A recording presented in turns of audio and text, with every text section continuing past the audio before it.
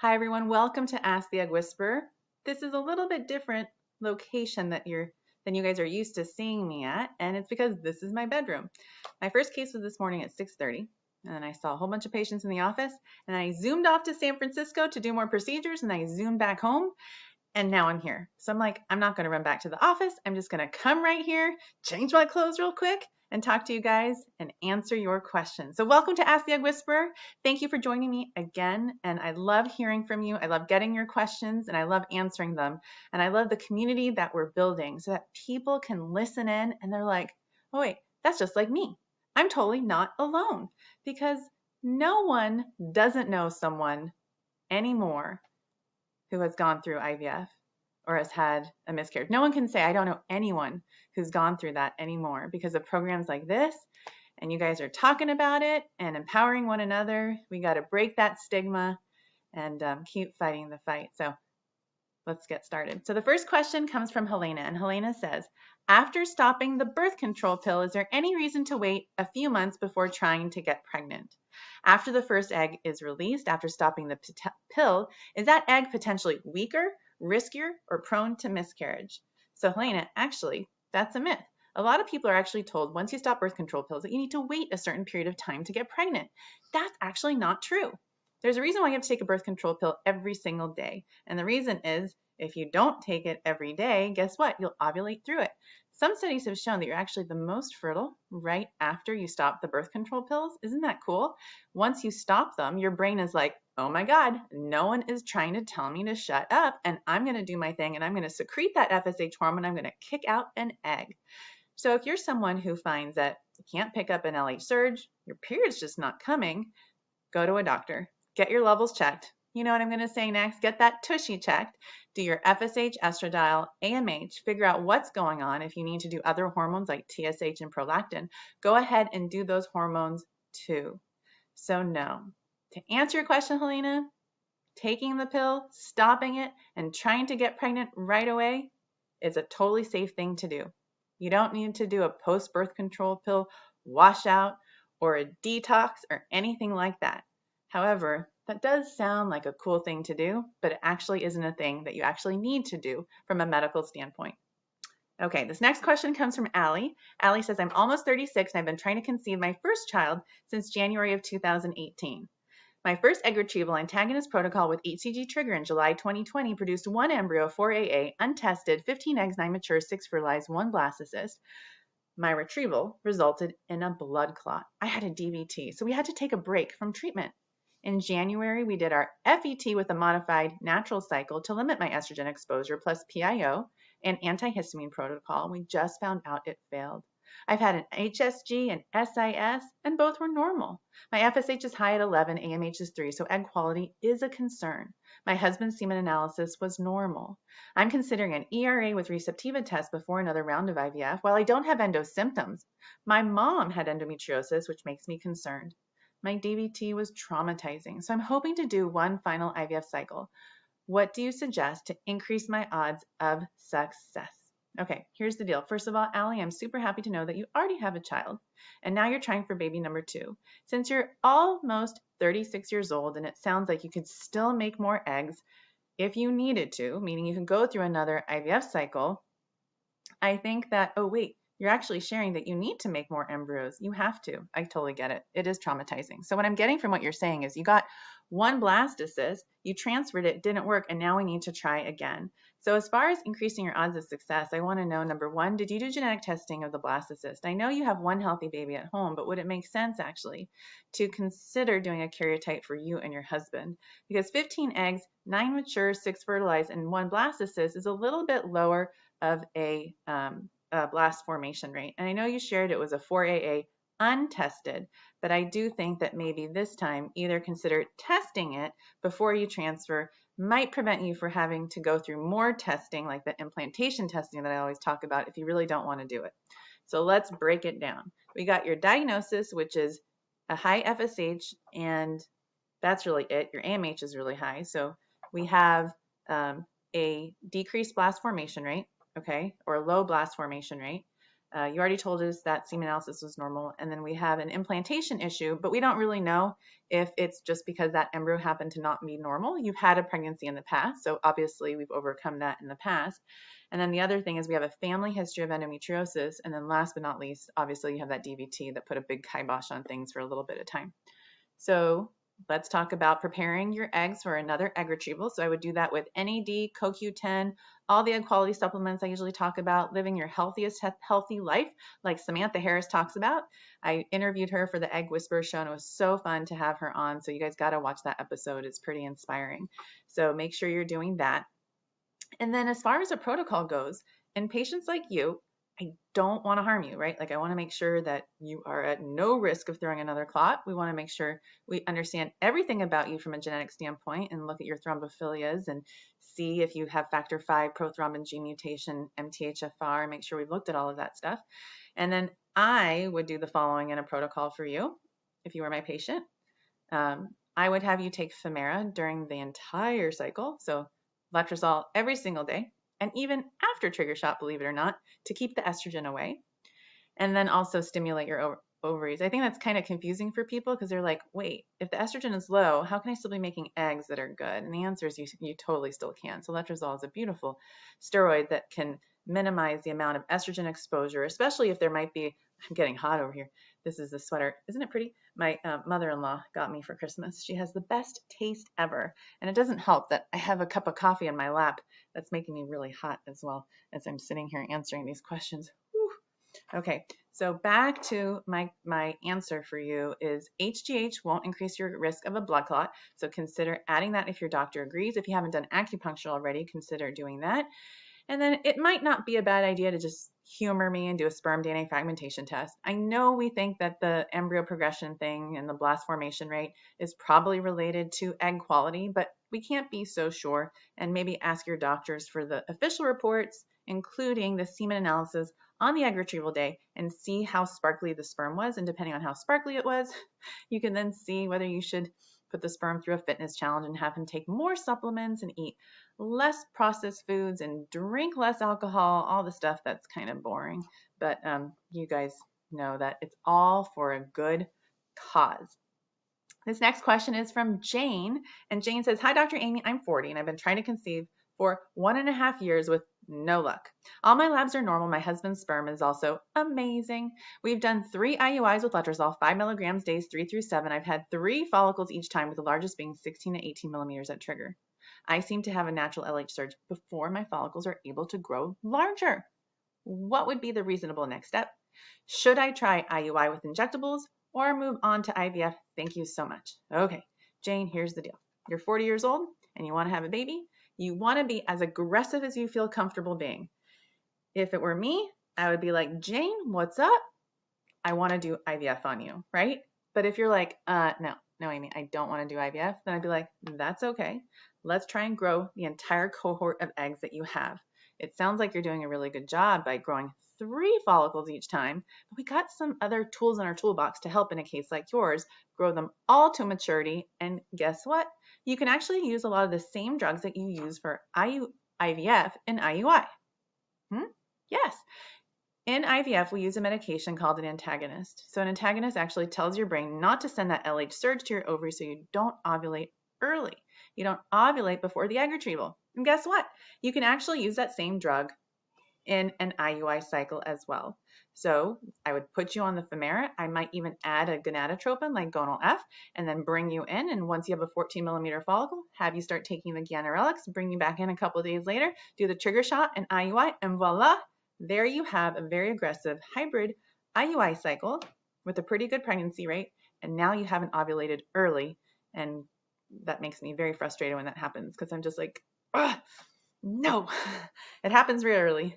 Even though I watch my patients super, super carefully, maybe like once every 3 months, someone will do that to me. And I get fired up about that in an IUI cycle. This next question is from Anjali. Anjali says, hi, Dr. Amy. I'm also 40 years old. I know Anjali didn't know that Jane was 40, but I'm just saying I'm also 40. I've had 4 egg retrievals, and we got a total of 3 euploid embryos. We transferred 1, which failed. We were then advised to have an open abdominal myomectomy, which I had in November of 2020, in which 22 fibroids were removed. A couple weeks ago, we did some post-op testing, and I now have bilateral hydrosalpinx and a couple of residual small fibroids in the uterine cavity. Phooey. I have another word for that, but phooey is one of them. We're planning to do another retrieval to bank more embryos and at the same time do a hysteroscopic removal of the remaining fibroids and then followed by a laparoscopic bilateral salpingectomy prior to a transfer. Do you think this is a good plan? Have you seen cases like this? And do you think there's still hope for me to get pregnant? Thank you in advance. And I would say, Anjali, absolutely. This is the stuff that we do, right? Get to the root cause of what's going on, fix it, get it done, do the work, do your transfer, and hopefully live happily ever after. And I know sometimes it doesn't work that way the first time, but it sounds like you have a really, really good plan. Embryo creation, embryo transfer preparation, followed by embryo transfer. And I think doing things the way you're doing it is absolutely perfect as far as the timing and the steps. So great job with that. This next question comes from Gina. Gina says, good afternoon. I'm lost, and I was hoping to get some guidance. That sounds like an Adele song. Good afternoon. Hello, I'm lost. And that's how I feel. My life, my days are basically Adele songs. Very emotional, supercharged, and I never give up. Here we go. I'm a carrier of Fragile X premutation, 81 repeats, which has led to decreased ovarian reserve. My AMH is less than 0.1. I did 2 IVF cycles, both low dose, 150 gonal, 75 menopure. Both times I had a lead follicle and a few small follicles. The lead follicle essentially didn't allow the other follicles to grow. Both times the cycle was canceled and we continue with intercourse at home. A nurse practitioner called today with next steps. They want to start Lupron 10 units a day a week before my period starts and stay on it through retrieval. 450 gonal, 150 menopure, somewhat of a high dose protocol. What are your thoughts? Are the meds too much? Will the Lupron help with the lead follicle? Should I do estrogen priming? Any guidance is greatly appreciated. So I totally get what they're doing. They're basically doing like ovary CPR. They're just like, we will do whatever we can to help you, Gina, have a pregnancy with your own egg. And I totally get it. But you're right. Taking 600 units of drugs for an AMH of 0.1 makes me wonder, why are we doing that, right? I mean, AMH of 0.1, that means the potential of getting 1 egg. So it just doesn't, like, what are your expectations and how are you going to get there? It seems like maybe a more natural cycle, mini IVF type protocol would be what I would prefer. And then I would incorporate other things if you can. I'm not sure where you live, but if you have access to like HGH, you can get NAD pretty much anywhere. Pterostilbene, CoQ10, prenatal vitamin, vitamin D, fish oil. I feel like I don't do any of those TikToks, but I feel like I should be like, and fish oil and vitamin D. I would suck at those. As far as estrogen priming, I feel like sometimes that can be a little bit suppressing. As far as the Lupron helping with the lead follicle, I'd sometimes like to do mid-luteal phase stims for patients who do have a lead follicles. I find that that can be somewhat helpful as well. So this next question comes from Diana. And Diana says, hi, Dr. Amy. My husband and I have dealt with 5 years of infertility and loss. I'm 38, he's 44. I have DOR, endo stage 2, MTHFR, I take folate, and ulcerative colitis, which is under control. My husband has high sperm count and good motility. I've done the Tushy check, the balls check, the angel check. I started out with IUIs and medicated cycles. IVF cycle with my own eggs, 2 retrieved, 1 mature, fertilized, but only got to day 3, and it turned into a morula, and I transferred it and didn't work. Then 1 donor cycle, IVF, 6 frozen eggs, 6 fertilized, 4 5-day blasts, no testing, pregnant with the first transfer, put 2 in, lost at 8 weeks. The fetus was tested and it was normal. Then had a natural partial molar pregnancy happen. Second transfer with donor eggs also ended in a 6-week loss. Tried to test the fetus, but not enough tissue. And now I have no embryos left. Do you think we're still good candidates for donor eggs? We want 2 kids, but would be happy with 1 now. Do you think an ERA test in our case would be beneficial? Thank you so much. So Diana, what I'm thinking is, unfortunately, what you experienced naturally was probably due to egg quality, okay? So now we're dealing with donor eggs and they were untested. And so and it sounds like you totally listen to exactly what I say for people to do is whenever you have a pregnancy, make sure you learn everything about that pregnancy because it'll help you basically figure out what you should be doing next. So that pregnancy will teach you so much. And it sounds like you tried to allow it to teach you what you were meant to learn, whether it was normal or not. And when you can't get the tissue and you can't run it, it's really frustrating because you almost like don't know what to do. Like you have to go through like both decision trees and go through both sets of testing for for both situations. So if genetically abnormal, then you do this. If genetically normal, you do that. And so here we now have to do both. So we have to look at all the things that you've already looked at, and you mentioned it. You did the angel method, you looked at the cavity, you looked at all of that kind of stuff. So I think it literally could be, and I've had this happen before to my patients, it could be that the embryos, even though they came from donated eggs, just weren't genetically normal. And that's so frustrating. And I've had that happen before where I've like thawed 6 eggs and I got 1 blast and the rest were genetically abnormal. And that's freaking annoying because now you've made this next step. You've decided to do donor egg IVF. And then you find out that you spent all this money for 1 embryo, but then you realize how precious that 1 embryo is. But still, it's okay to be kind of annoyed. And when I say kind of annoyed, I mean a lot annoyed that you only got 1 normal blast. And in your case, it could be one of those scenarios where you didn't get a normal blast. So you might be a good candidate for a program. So I love PNWS program, and that's the Simplify program. And so they guarantee a certain number of euploid blastocysts. Fairfax does the same thing, and a number of other banks have something similar. Some banks even have a live birth guarantee. So I think given what you've been through, it might not be a bad idea to consider something like that. And then as far as, doing an ERA test or Receptiva DX test, I mean, it sounds like we know exactly when your window of implantation is because you are having implantation. So I don't know how important the ERA test is in your situation, but perhaps combining the ERA and the Receptiva DX test at the same time could be a strategy for your success. So what you could do is just as you're getting ready to create another batch of embryos, and especially knowing that you want 2 kids, this time I would genetically test them and maybe go with a program that has a guarantee, start that process of doing a mock cycle. And at the same time, make sure you're looking at the cavity, doing all your preconception labs. And I hope that this really helps. And I hope you're going to be wildly successful. This next question comes from Kelly. Kelly says, I'm currently 11 days post-IUI. I have unexplained infertility. This is my second IUI. I did Clomid, Ovidrel, and progesterone. My AMH is low at 0.39. If this IUI fails, what would be the next step to do? What should I ask my REI? So Kelly, you're saying you have unexplained, but hello, we have an AMH level that's telling us explanation. Here I am, right? So let's talk about your diagnosis. I'm thinking that you're a fertile woman who just happens to have a lower number of eggs. What that means is that you're going to run out sooner than someone else potentially at your age. I'm not sure how old you are, but you guys know what I'm going to say next. I want you to be as aggressive as you feel comfortable being. And remember my little singy-songy things. It's always nice to have eggs on ice. It's always nice to have embryos on ice. And sure, it's always nice to have sperm on ice. But guys can ejaculate that stuff and we can't. Although that would be cool if one day we could. So as long as we can't, we have to go through the process of IVF, and you can F the eggs, and that's called IVF, or you can just freeze them without the effing, and that's called egg freezing. So my recommendation to you is skip all the IUI stuff, go right to IVF, because IUIs are going to be there for you. They're not going away. Like you can still do them, and you still have a chance of being successful if, let's say, you do IVF and it doesn't work. But there's no better time to do IVF than now. And if you're like, you're crazy, I do not want to do IVF, I don't want to put myself through that, that's okay too. But my recommendation is to be a little bit more aggressive in terms of your stimulation, perhaps to try and get maybe 2 to 3 eggs to grow if you're going to continue to pursue IUI. And then be sure to ask your doctor, like, why do you think my AMH is low? Is it age? Is there something else? Like you guys have heard other people bring up the fact that they're Fragile X mutation carriers. So is that something that you've had ruled out? So be sure to talk to your doctor about that, and be sure to take all those my little egg quality supplements, CoQ10, prenatal vitamin, fish oil, NAD, vitamin D, all that kind of stuff. This next question comes from Caroline, one of my favorite names. I have a daughter named Caroline.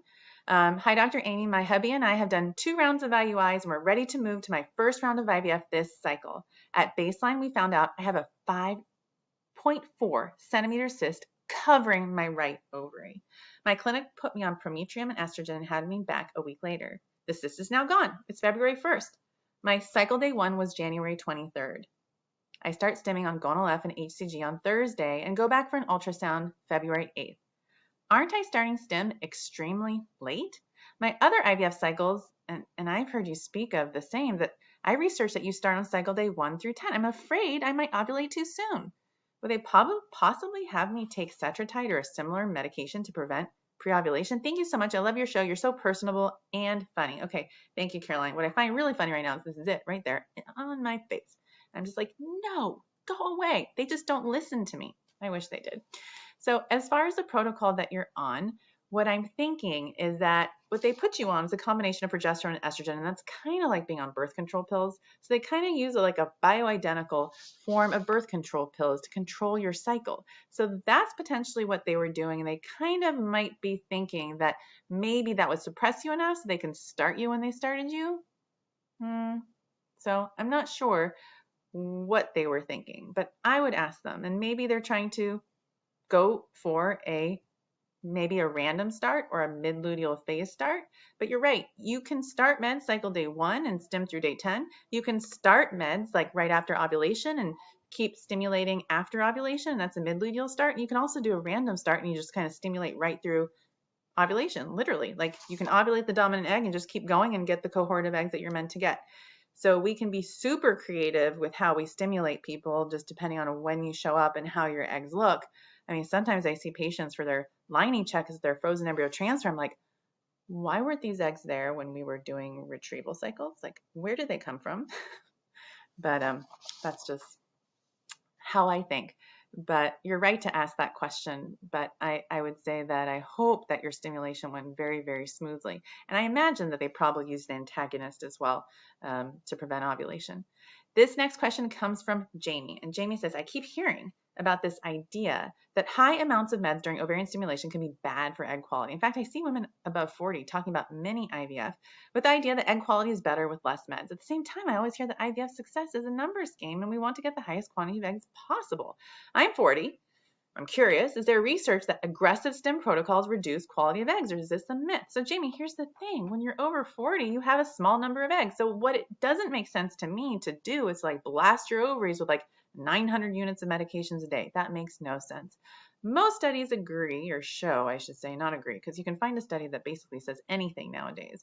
But most well-done studies in IVF medicine show that anything above 300 units may not be as helpful.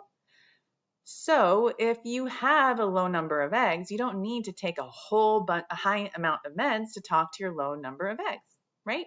And a low number of eggs, we can't like talk to them louder and be like low number turn into a high number. And I think that can be confusing for people because patients go in and they tell their fertility doctors, I want you to be super aggressive with me.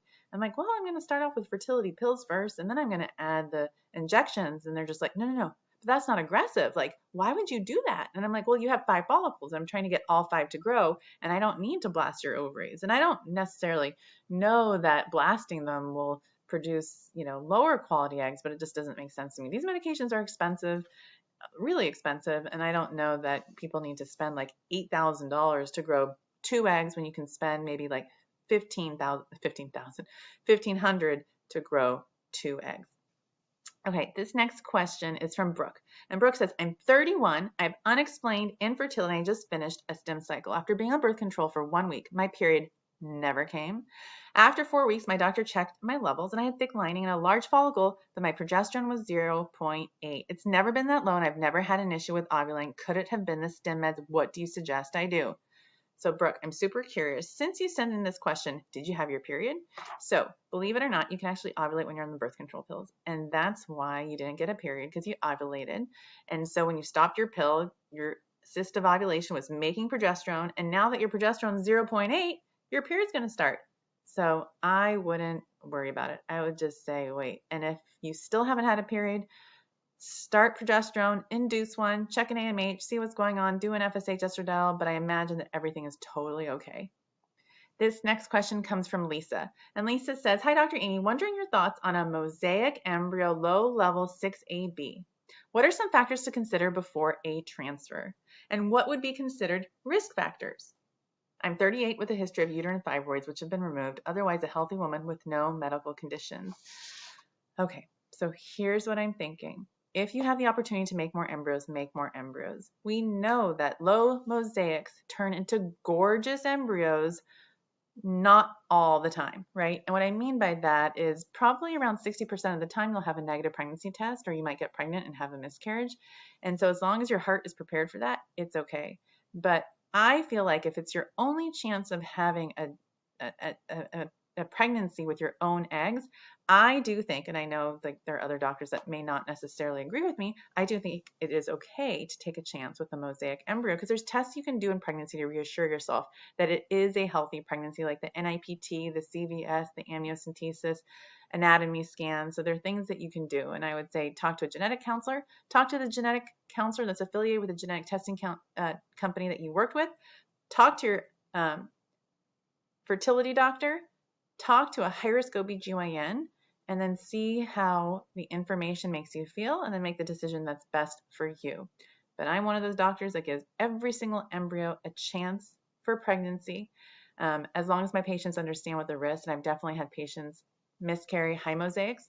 I've had patients have biochemicals with low mosaics, and I've had healthy live births with low mosaics as well. So that's why I feel like with the experiences I've had, it would not be irresponsible or unreasonable for patients to transfer these beautiful embryos themselves.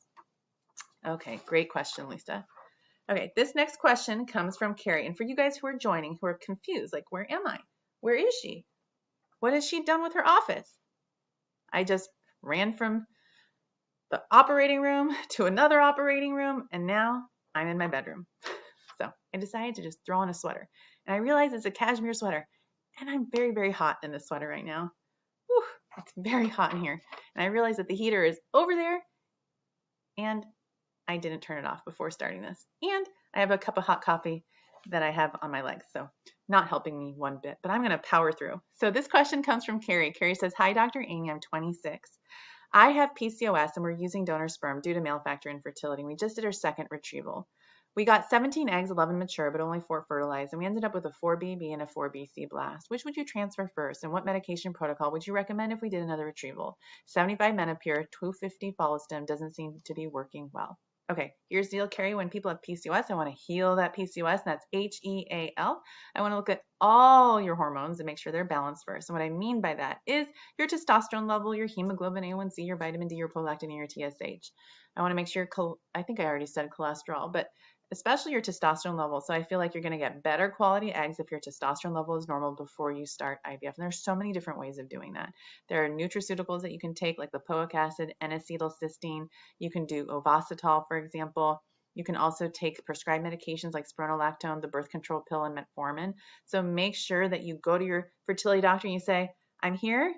I want you to just right now treat me like a PCOS patient and do whatever you can to get me optimized from a PCOS standpoint, because that will help you improve your egg quality potentially and hopefully get you better quality eggs and embryos." Okay. The next thing is, why was the embryo quality low and why only 2 blastocysts at such a young age? Are we dealing with a translocation? Make sure you've done enough genetic screening. So do the chromosome analysis, make sure you've done a carrier screen, and make sure you and the sperm source, which is a sperm donor situation, are a good match. And then go back. Not all sperm donors are going to be sparkling.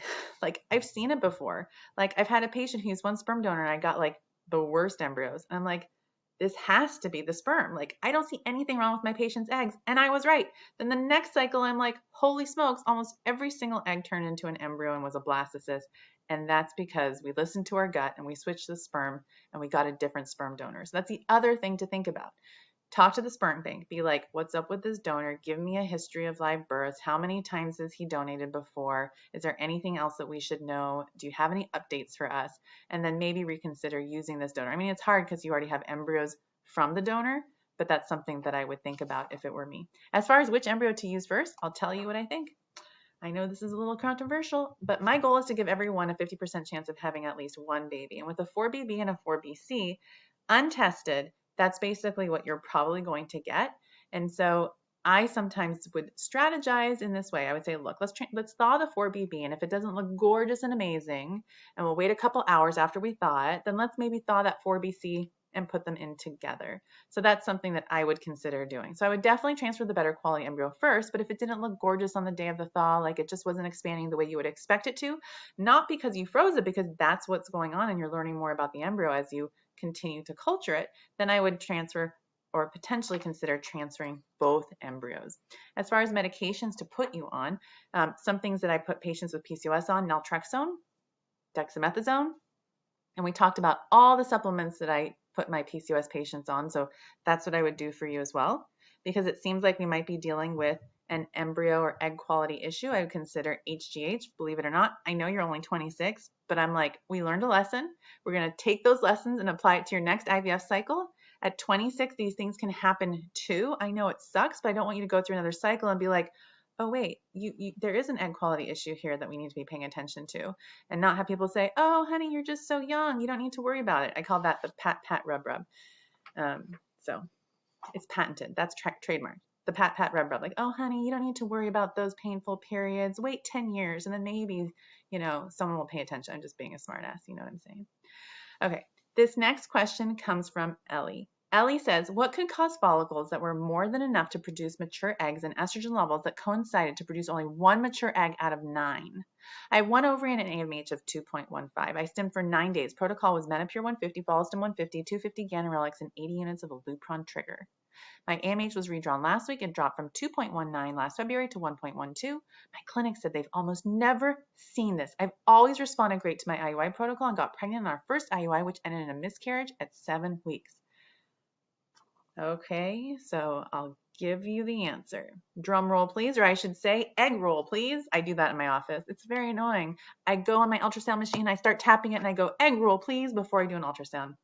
I actually don't do that, but that's what I'm thinking, because it's like that exciting for me. I'm like, oh my God, what am I going to get with this ultrasound? Literally. So in a case like yours, what I would say is HCG, you guys. That's what you need. You need a little bit of HCG. That Lupron just wasn't enough to mature your eggs. And this happens. It's not like you're an anomaly. That's the lesson we learned. We learned that you need HCG. And you need to look at the size of the follicles at the time of the trigger and make sure that they were juicy enough. When I say juicy enough, if they trigger you at 16 to 18, next time trigger at 18 to 20. Make sure you've done a 36-hour trigger and then add some HCG. And that's annoying to learn it this way for having one mature egg. And chances are you're going to do really, really well. Could I be wrong? I could absolutely be wrong. For sure I could be wrong. But I think it's worth trying another cycle and talk to your doctor about these suggestions that I'm making and see what they think. I bet they're going to be like, that's what we would do. Okay. This next question comes from Anne-Marie. I have 10 frozen eggs from when I was 36. If I choose to use those eggs for a possible pregnancy via IVF, would you recommend PGS testing of the embryos for an eventual FET if they become blastocysts, or would you not PGS test the embryos and just implant them with a fresh transfer? So here's the deal, Anne-Marie, really quick. The decision tree is like this. How many kids do you want? Okay. How old are you right now? So if you don't have enough embryos for the family size you want from these frozen eggs, you would want to do more IVF now, right? And so how would you know if you had enough embryos or not? Easy. PGT. Well, I mean, it's not that easy. It's not obviously a perfect science, and I call it the murkiest of all crystal balls. I wish it was perfect. I wish it told us everything, and unfortunately it doesn't, but it's the best we have for now. So that's my thought process in a case like yours. You have frozen eggs from 36. I imagine you're probably maybe 40 now. And I imagine if you had a really nice supply at 36, you still have the ability to make more embryos now. So let's figure out what you have from when you were 36, test them if your doctor agrees, of course, and then see if you need to do more IVF depending on how many kids you think that batch of embryos will get you. I also have a good article, and I think it's titled Egg Thawing Party. No, I'm not traveling the country and world throwing egg thawing parties, but maybe one day I should and will. I'll just call them egg parties, and we'll talk about egg freezing, and we'll talk about embryo freezing, and we'll talk about sperm freezing, and guys can do it in, I'm just kidding, no they can't. But actually, this is a true story. When I started my egg freezing parties, I actually had people thinking that I was setting up like an RV or like some sort of like mobile unit and actually doing it while I was there. And I was like, that's not possible. But that would be cool if it were possible, because then women wouldn't have to go through shots and ultrasounds and blood draws and stuff like that. Okay, this next question comes from Nisha. Nisha says, thank you for your time. First of all, love your show. I'm currently 10 weeks pregnant from my first FET, and by mid-February, I would have had 5 transvaginal ultrasounds. My first ultrasound at regular OB once I'm released from my IVF clinic. Are ultrasounds harmful to the baby? I read there are risks including autism, ADHD, genetic damage, jaundice, childhood cancers, and allergies. Is this true? Thank you for all you do. And the answer is, Nisha, it's not true. It isn't. So, you know that saying, everything in moderation.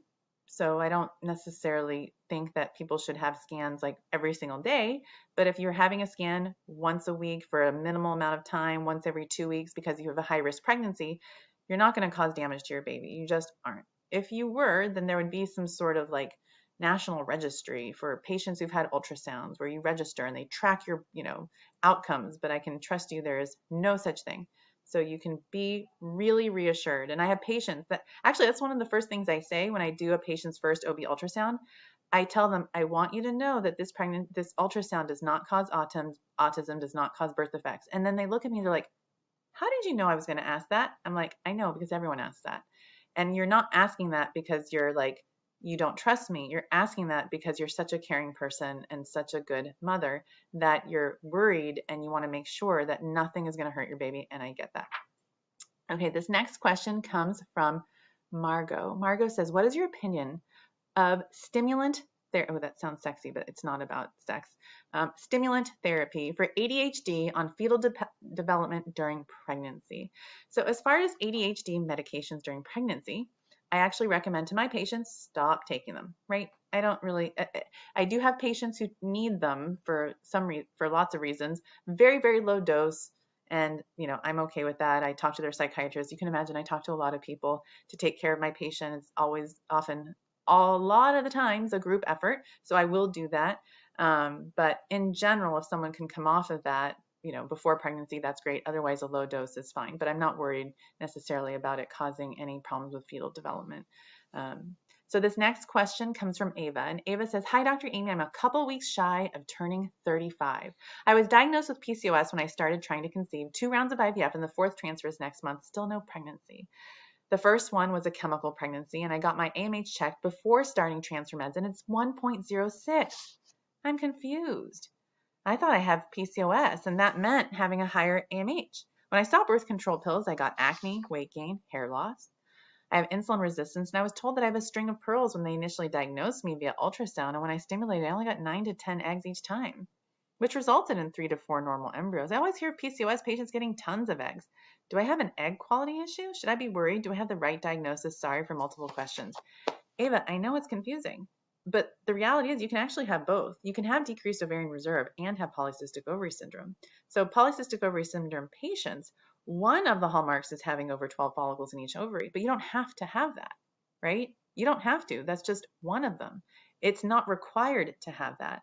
And the same glucose homeostasis genes that people inherit that cause PCOS can also cause all the other metabolic issues that you described, obese, the problems with weight, the problems with acne, the high androgens. So you can actually have both at the same time. And there's a gene variant that can cause both of these things. And it's very frustrating because it's like, wait, I thought PCOS meant having a lot of eggs, but in some patients, it can actually mean at some point you had the high number of eggs, and potentially your egg reserves are going down a little faster than someone who's at your chronological age. So you're doing the right thing. I'm so glad you have these normal embryos. If you need to make more, make them. And just like I kind of offered advice to someone else earlier on Ask the Egg Whisperer today, I talked about balancing your hormones, making sure that you've healed, HEALED, your PCOS before you do another transfer. Look at the uterus, look at the lining, make sure there isn't hyperplasia or uterine polyps. See if you need to rule out endometriosis. It sounds like you had a biochemical pregnancy. So look at the fallopian tubes, make sure there isn't a hydrosalpinx or something else that could be getting in the way of a healthy implantation. But I do think you still have a really good chance of pregnancy. And I think you still have the right diagnosis, right? So we have glucose homeostasis issues, you have high androgen levels, you have some of the components of PCOS, and then you also are dealing with a lower AMH, and you can actually have both at the same time. That's a true story. So this next question comes from Luna. Hi, Dr. Amy, I appreciate your time. I'm 39. My AMH is 0.95, and I have diffuse adenomyosis. I've been doing Lupron depot for the last 3 months. I'd like to know what protocol should I take to do an FET. I'm concerned of using estrogen as it causes the inflammation of adeno to grow back. I mostly will not get a period after the suppression. What should be my next step? So Luna, here's what I would do in a case like yours. Believe it or not, 30 days after that last shot, guess what? You just start estrogen. And what do you do at the same time as the estrogen so you don't have to worry about the worsening inflammation and endometriosis that can be caused by high doses of estrogen? You just add Femara. So you take letrozole 2 tablets every single day. You take N-acetylcysteine, and you stop the Femara the day before you start progesterone. So this is what I do. You don't have to wait for a period. You actually don't. I know that's confusing. People are like, but that lining is just sitting there and it's so old. I'm like, no, there's no lining there. Your lining is very thin. You don't have to wait for a period. You really, truly don't. And you just go for it. And it's worked for me for years. And I know it works for other doctors too. So that's something that you can consider with your doctor. Okay, you guys, thank you for joining me on Ask the Egg Whisperer. I promised you guys last night that I would answer your live chat questions. So I'm going to hang out a little bit longer if you guys want to hang out with me too, and we'll see what kind of questions you guys have for me to answer today. So thank you for dealing with me as I go through. Someone saying hello from the Philippines. Hello. And let's just read whatever. Love your sweater. And of course you will. Thank you very, very much. Next question is, on what day of the cycle do you typically do a FET if the lining is looking good? So typically it's not about the day of the cycle. We've taken over your cycle when we give you the FET meds, but it's usually 2 weeks of estrogen, and the third week is estrogen overlapping with progesterone. It's about 3 weeks after your period starts on average. You don't have to be on meds for 3 weeks before you transfer. Typically it might take some people 10 days to get to a 9mm lining. Some people it might take them 3 weeks to get a 9mm lining. And then the clock starts once you start the progesterone. Next question, would you remove a small polyp before an embryo transfer? It's only 3mm. The answer is yes. Next question is, let's see here. I'm 37, about to have a double IUI on Monday and Tuesday. It's my 4th. Been trying for 3 months. This is my first time trying to conceive. I'm using donor sperm. How can I increase my chances? So I'm trying to think. 37 with donor sperm. I mean, you can take CoQ10. The other thing that you can consider doing is make sure you're timing your IUI really, really well. And what I mean by that is going for a follicle check, see if they'll give you a trigger shot, and time your second IUI 36 hours after your trigger shot, and your first IUI maybe 12 to 24 hours after your first. The other thing I would do is ask for progesterone. I don't know if I said that already. Take CoQ10 if you haven't taken that already. And last but not least, to improve chances for donor sperm insemination, I can't think of anything else. I think you got this. Next question is, let's see here. I'm scrolling and scrolling. What are the supplements you recommend? You mentioned NAD. What is that? So NAD is something that can help with egg quality. I also mentioned CoQ10. It can also help with egg quality. I also mentioned pterostilbene. Starts with the P, PTEROSTILBENE. That's something else that can help with egg quality. This next question is, I'm 36, AMH is around 0.7, FSH is 11. I have a complex cyst, and they tested my CA-125, and it was negative. My doctor won't start IVF until it's removed. How will this affect my AMH? So I would ask your doctor, why do you need me? So you understand, to have the cyst removed before I do IVF. Why? Is it an anatomic issue? Is there some sort of issue with you actually being able to get to my eggs because of that cyst? Are you worried that you might go into the cyst and cause an infection? So I would understand what's going on a little bit more and see, like, are you worried about cancer? Like, is that really a big concern for you and you're really worried about that and you don't want to stimulate my ovaries if there's a possible undiagnosed cancer? And I totally get that. Like, we want to help patients live their most fabulous lives and not cause harm at any time as doctors. So maybe get a second opinion, maybe see a GYN oncologist and have them give you the all clear, green light, go for it. And start stimming and don't worry about that cyst. Because the concern is if you have a cyst and the cyst is removed, then you're removing healthy eggs. And when you have an AMH of 0.7, if you remove a cyst, you can be decreasing someone's ovarian reserve. This next question, luteal phase ultrasound showed 4 follicles with a corpus luteum from the 4 eggs retrieved in the follicular phase. Will these grow eggs again? Is Duostin safe for someone with endometriosis? And my answer to you is no. If you have the corpus luteums, don't touch them. I don't go into corpus luteum cysts when I do another retrieval after I've done a retrieval in the luteal phase. And the reason is I'm concerned about causing bleeding. Those cysts are large. I pop them. There could be blood. It's just like, no, thank you. I just leave them alone. Let the ovary heal the way it knows how to heal. And I don't touch them. And I don't expect a corpus luteum cyst to grow another egg inside. So that's not the expectation that I have. As far as duostem safe with endometriosis patients, I have my approach for treating patients with endometriosis, and I give them all Femara or letrozole to hopefully reduce the risk of stimulating more endometriosis. And I think it really works well. So that's something, if you have, to consider doing with your doctor. Next question is thoughts on dual trigger, HCG and Lupron versus HCG 10K alone, first retrieval AMH 1.2636. I've seen articles that dual has improved matured eggs for poor responders. The answer is yes, I totally agree. It doesn't hurt. I mean, it's a little bit of an additional expense. I actually stock Lupron in my office for my patients so that I just draw it up for them and hand it to them so they don't have to spend money on an entire Lupron kit. Next question. I had IUI 12 days ago. I'm taking progesterone. I tested negative today. Should I stop the progesterone to start my next period? I'm sorry about that. I'm 35. Everything's normal and low sperm. So the thing with IUI with low sperm, IUIs really don't work when you have low sperm. So you really got to ask yourself, like, what am I doing? And why am I doing it? And what are the chances that it's going to work? And have I gone through the BALLS method, ballsmethod.com, everybody, to make sure that I've really ruled everything out, looking at sperm DNA fragmentation, ruled out a varicocele, looked at labs like low testosterone, improved it if possible, looked at his lifestyle, put him through a sperm fitness challenge every single day. You're like, more push-ups. I don't know, something like that. You guys, I got in a big fight with my husband today. It was horrible. It went like this. So, honey, what do you think about that Josh Groban song? And he was like, it's Josh Groban. And it was just ugly. And I was like, oh. And he's like, I can't believe you didn't know how to pronounce his last name. I hope he doesn't know that you don't know how to pronounce his last name. I mean, we're over it now. We're seeing a therapist. I mean, that's just how lovely he is. That's what we fight about. And it wasn't really a fight. I'm just joking with you, but it's actually really funny. This next question is, hi, Dr. Amy. Thank you for all the great information. Could you please share what is the success rate with one genetically confirmed embryo and ERA both being done? And the answer is it depends on the quality of your embryo. And if the quality of your embryo is amazing and wonderful, it's at least 65%. And you guys, I just figured out why I'm so hot. It's not because I'm wearing a cashmere sweater. I actually haven't told you guys this. I have a sock thing, and it's a true story. I kind of like lucky socks, and it's not just one pair. It's not just two pairs. I actually wear 3 pairs of socks. I could show you my socks, but I would truly be embarrassing myself. And I'm like, oh my God, I'm wearing all these socks right now in my house where it's really, really hot. And that's why I'm sweating. It's not because of my sweater. It's not because I have coffee right here that's like on my leg. It's because I wear 3 pairs of socks. And now you guys all know. And if you're a patient of mine, you know that sometimes I show you my socks because I think it's so funny. This morning I actually left the house and I only had 2 pairs. And I was literally in the garage and I was like, I might not get eggs at this egg retrieval because I'm not wearing that 3rd pair. So I got my butt right back in the house.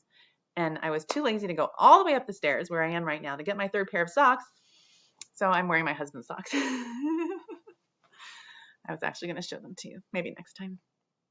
Okay, next question is, does high cholesterol impact egg quality? My total cholesterol is 280 with an HDL of 90.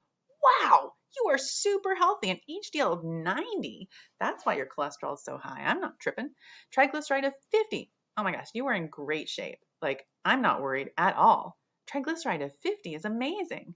I mean, I worry about having a higher risk of preeclampsia for triglycerides over 150, but you are a very healthy person. It's obvious. I don't necessarily see this as a problem at all.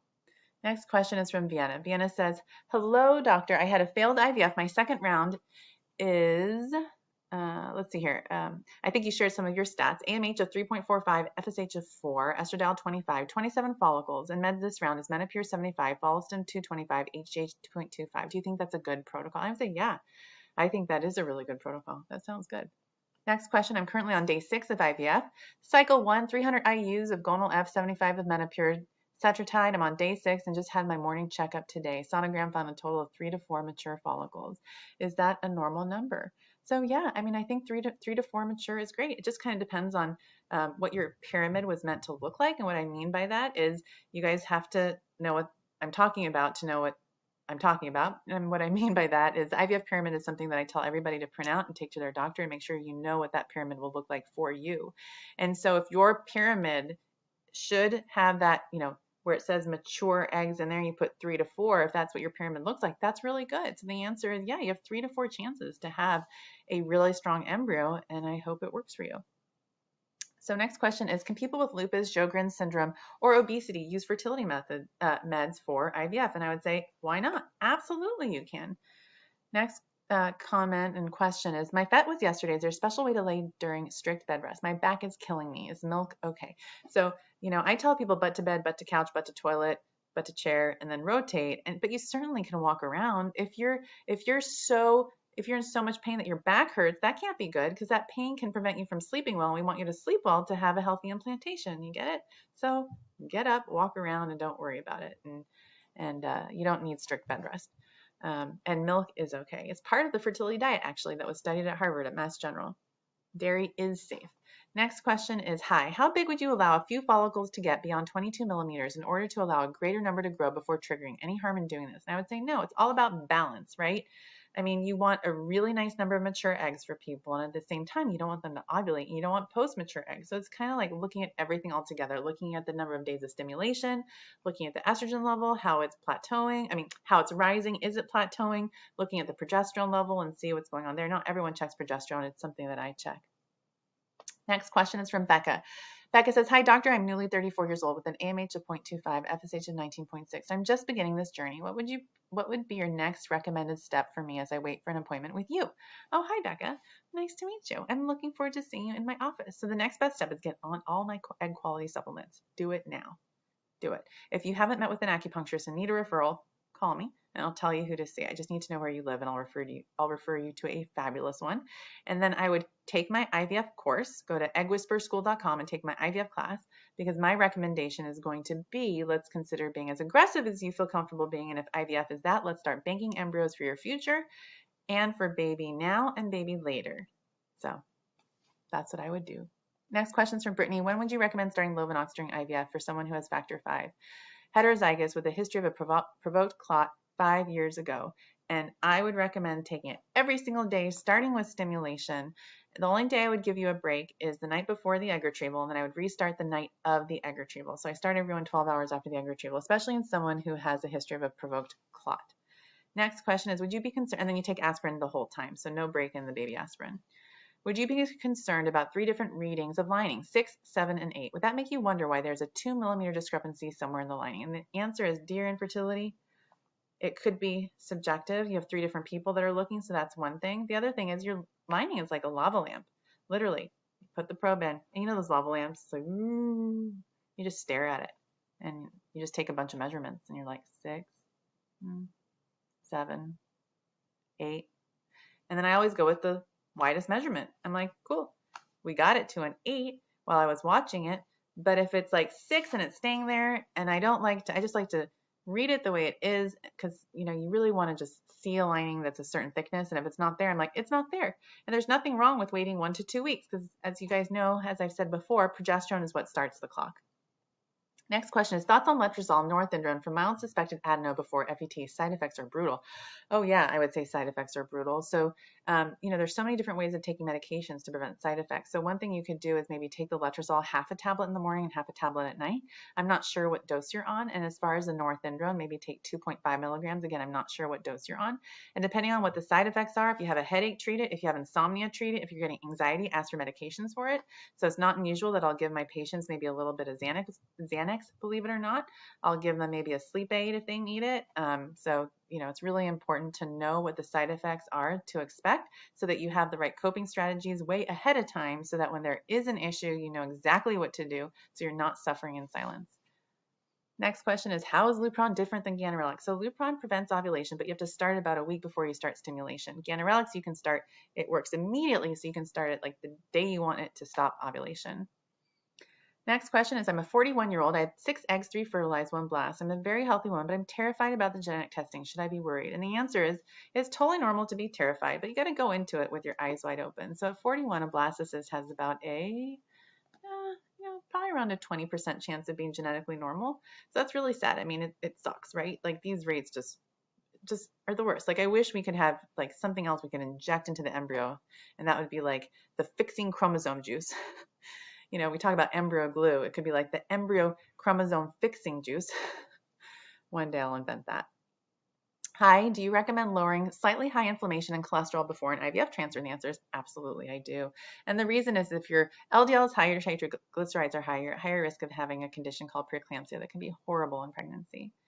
Next question from Luna is, I'm pregnant now, but I would like to do IVF to try for my second child. I have leftover IVF meds. Could I use these for a future cycle? And the answer is yes, as long as they're not expired. And there's certain medications, believe it or not, even if they're expired, you actually can use them.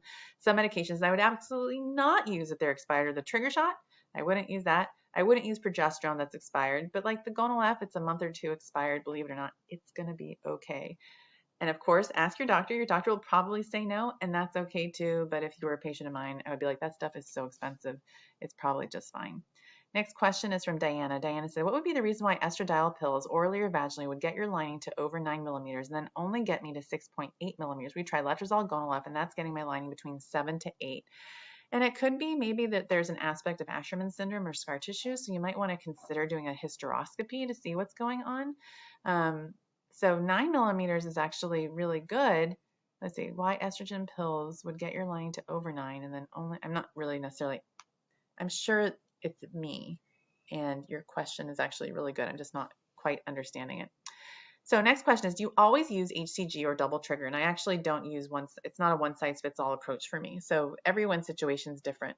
Next question is, my doctor said she was afraid she would stick the 22 millimeter cyst because of location during an egg retrieval. She had an oncologist look at the cyst. They were not concerned. So Brittany, if it's a 22 millimeter cyst and she's saying that you need to have surgery first before doing IVF, I think there's something going on and maybe they just don't want to do IVF because maybe the lab's closed or they're having issues and she's not really telling you. And I'm not sure what's going on there, but I think it might be time to talk to somebody else. Next question from Tara. I'm 42 years old, 4 children, youngest is 12. Want to try again for my 5th. That's awesome. My AMH is 4.5. Everything else is normal. What are the chances of a normal and natural conception? So at 42 years old, each cycle, you probably have about a 5% chance of getting pregnant. So, I mean, there's definitely a chance. Next question, what's the lowest stim dose you'd be comfortable starting with in someone with greater than 30 follicles at baseline? Do you prefer to start low and increase or start higher and then decrease? Oh, I absolutely start low and go up. So I'd be like, here's a little whiff, here's a little whiff. 2 days later, come in for a blood test. Literally your third day, I'm like, hello, come on in. And you get sick of me pretty fast, but I don't care. So you come in on day 1, then come back in 2 days later, then come back in literally the day later, and then come back. Sometimes I have patients come in like 8 or 9 times if they have a really, really high egg count because you just can't turn your back on those eggs and you really want to prevent severe OHSS. Next question is thoughts on Menopur and Gonal-F followed by an LH-HCG cycle for embryo banking. And I think that's a great, I have, their thoughts are that sounds good. Next question is, I miscarried in June due to miscarriage. I have a healthy 2-year-old son. We started trying in October and had no pregnancy yet. I'm 37. What would you advise? So I would do the Tushy method. I would see what's going on as far as miscarriage. Was it related to a low AMH? Is it related to a high FSH? Talk to your doctor about what your diagnosis is at this point and what treatments you should consider and what the pregnancy rates are. At 37, for someone who wants another baby, I always still suggest, really consider doing IVF sooner than later. Maybe give yourself some time, maybe until June to get pregnant. If you guys aren't pregnant by then, maybe do 1 ovulation induction IUI cycle. If not pregnant, then do IVF. Next question is, I'm having a hard time getting my vitamin D levels up. I've done the 8 weeks of prescribed 50,000, 5K daily, and after months, it only went from 16 to 19. What more can I do? So you really got to see at what point during the day are you taking your vitamin D? Are you taking it on an empty stomach? That could be why you are not absorbing it. Okay, guys, I'm almost done with your questions. Not that I want to be done. I'm so glad to be done because it means that I got through all your questions and I promised you guys that I would. Would you recommend banking eggs before a bilateral salpingectomy or going straight to salpingectomy, then IVF rounds after? My doctor said I could also try antibiotics and IVF round with a hydrosalping. So Jenny, this is the thing. I think emotionally, for most people, it's really hard to have your fallopian tubes removed, even though you know your tubes are blocked and they're not going to help you have a baby. It's really hard to have them removed and not know that embryos are waiting for you. There's this psychological thing where like you deep down kind of pray that maybe people were wrong and there's some sort of miracle and you could still get pregnant despite everyone telling you that you have blocked tubes. That's kind of normal human nature stuff that happens. So my thought process is for patients of mine, do IVF first, get those embryos made and frozen. And then you're like super excited to just get through that surgery and just get it over with. And so you can move on and get your embryos home. So that's kind of my advice in a case like yours. Okay, guys. Well, thank you for joining me today on Ask the Egg Whisperer. It was super fun. Now I know. I learned my lesson. Don't wear 3 socks. Don't wear a cashmere sweater at the same time and have the heater on when you're doing this from home. So thank you, guys. I'll see you guys very, very soon. I'm sure of it. And I will never do a TikTok. I cannot do this kind of stuff ever, ever, ever. So I love you guys. Have a great night. And I hope your sperm sparkles, your eggs sparkle, your embryos sparkle, and all your pregnancies sparkle now and forever. I'll see you guys later. Have a good one. Bye-bye.